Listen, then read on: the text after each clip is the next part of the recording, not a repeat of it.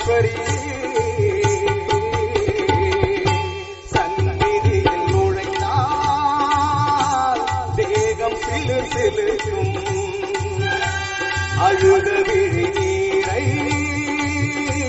தாயின் வீரல் துடைக்கும் அம்மாள்